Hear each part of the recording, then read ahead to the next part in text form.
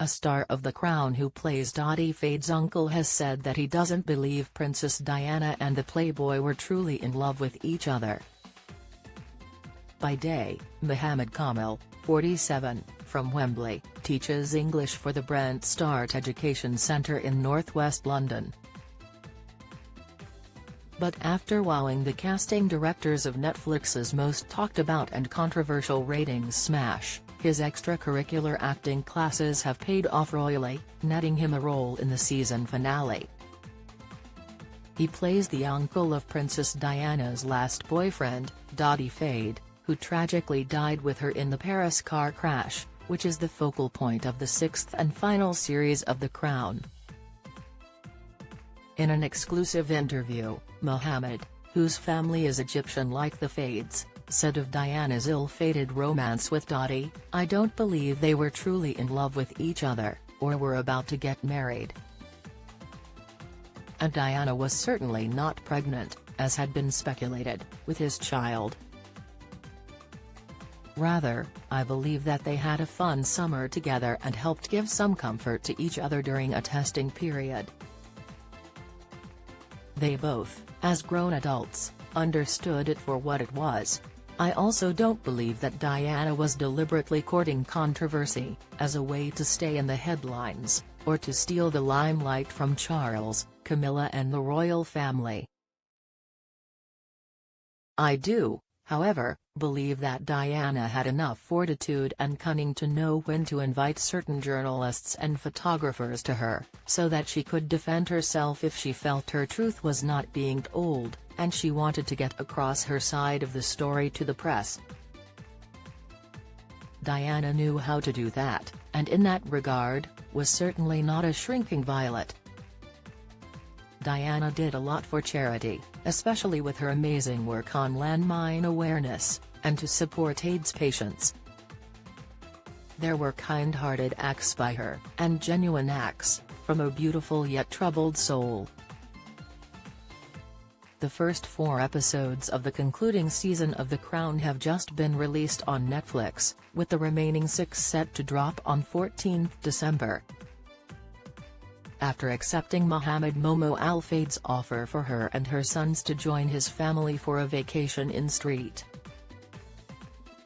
Tropez, the new and final season focuses heavily on the blossoming relationship between Princess Diana and Dodi Fayed, that ended with their fatal Paris car crash.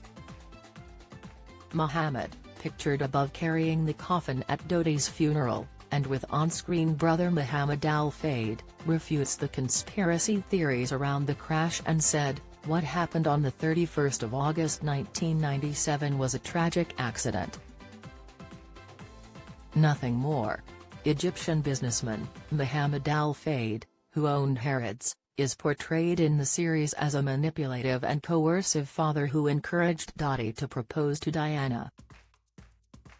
Mohammed, who plays al-Fayed's brother, said, "Peter Morgan and the showrunners are not documentary filmmakers. They are making entertainment to keep an audience riveted by a storyline. As such, they are storytellers and must follow storytelling tropes, such as having some goodies and baddies, some protagonists and villains. Without that, there is no conflict and no drama. As Alfred Hitchcock once said, with no strong villain, there is no story." It is clear that the portrayal of Mohammed al-Fayed is slightly pantomime villain in this final season of The Crown, and I play his more restrained and sensible brother. But this serves the drama of the story, and although there may be some small elements of truth to it, it is not necessarily an accurate portrayal. Mohammed al-Fayed, like Diana, did much for charity, and secretly, for certain communities.